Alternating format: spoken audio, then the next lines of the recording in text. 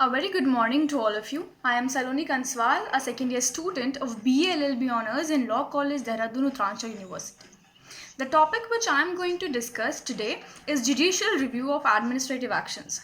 Means हमारी जितनी भी एडमिनिस्ट्रेटिव अथॉरिटीज़ काम करती हैं उन्हें जुडिशरी कैसे कंट्रोल करती है। एज वी ऑल नो कि जब तक हम किसी फंक्शनल डिलीवरी अथॉरिटी के ऊपर चेक्स नहीं लगाएंगे तो वो अपनी पावर्स का मिसयूज़ कर सकती हैं।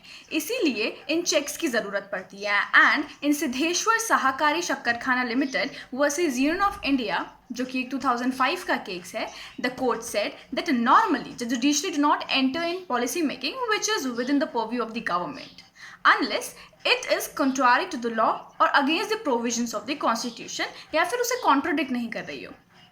अब हम बात करते हैं कि जुडिशियल रिव्यू क्या होता है जो एडमिनिस्ट्रेटिव एक्शंस को कंट्रोल करता है, और एडमिनिस्ट्रेटिव एक्शंस क्या होते हैं जिन्हें जुडिशरी कंट्रोल करती है।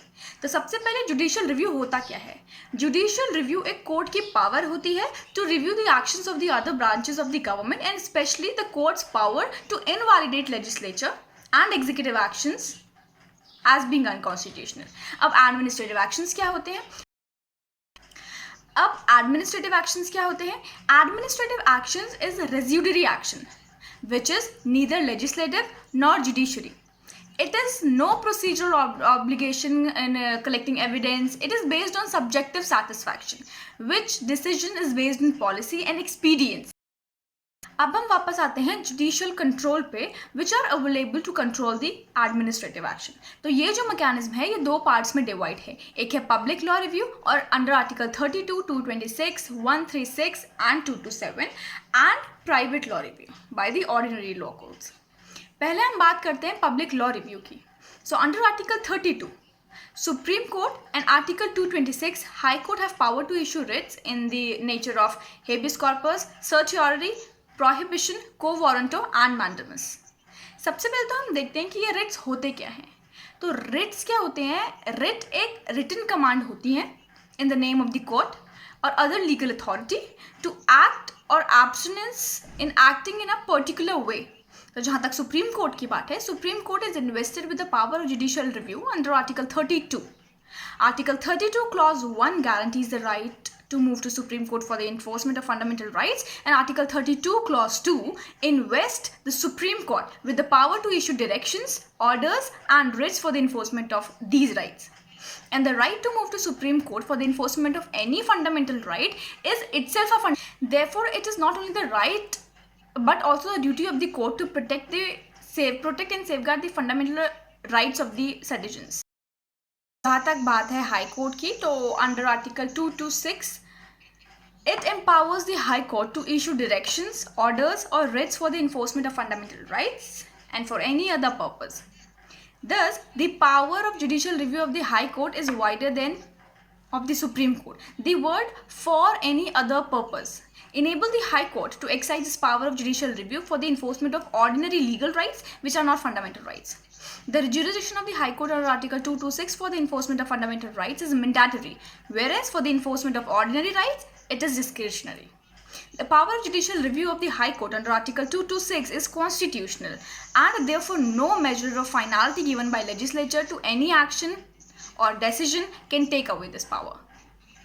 A High Court can issue a writ to a person or authority having its location or residence within the territorial jurisdiction of the court, or if the cause of action either wholly or partially arises within its territorial jurisdiction. Therefore, a High Court can issue a writ even when the person or authority is located outside its territorial jurisdiction. Thus, in Kalyan Banerjee versus Muhammad Iqbal, the Supreme Court held that wherein the employee was appointed in Jharkhand and his services were terminated in there, which did not require the sanction of the head office, which was in West Bengal, then the West Bengal High Court did not have any jurisdiction simply because they had companies' headquarters. Now, Article 136 states that Supreme Court may in its discretion grant special leave to appeal from any judgment, decree or order in any matter passed by the court or tribunal except the court or tribunals constituted under any law related to armed forces. मतलब article 136 बताता है कि अगर कोई court या tribunal किसी matter या judgement या डिक्री या ऑर्डर पास करता है तो सुप्रीम कोर्ट के पास ये डिस्क्रिशनरी पावर है कि वो उस जजमेंट, ऑर्डर या डिक्री के अपील के लिए स्पेशल लीव ग्रांट कर सकता है, but except those cases of tribunals जो आर्म्ड फोर्सेस से रिलेटेड लॉज के अंदर बनाए गए। Now Article 227 confers power of superintendence upon a high court over the court and tribunal throughout the territories in relation to which it exercises its jurisdiction. And under the same article, the power of interference is limited to seeing that the tribunal function within the limit of the authority.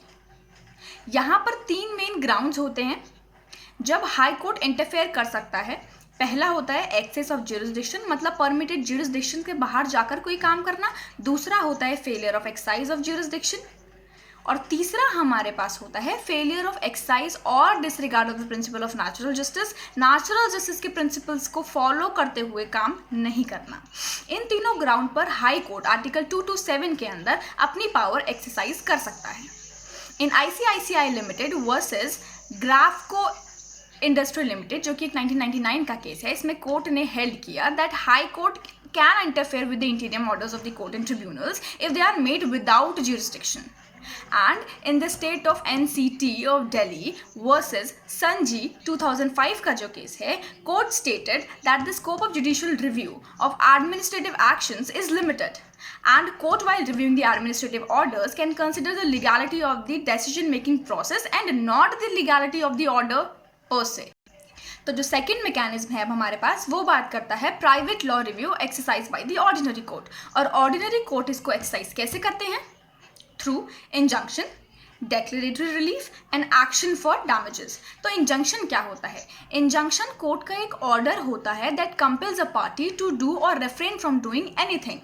और जो injunction का relief होता है वो discretionary होता है court के ऊपर। Plaintiff can not claim injunction as a matter of right.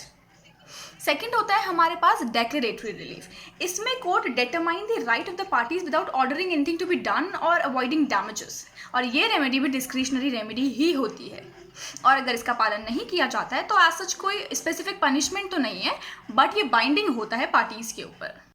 और थर्ड वन होता है हमारे पास action for damages, where a person is aggrieved by administrative action, he can challenge its validity in action और damages by filing a suit in the court on the first instance under section 80 of the CPC.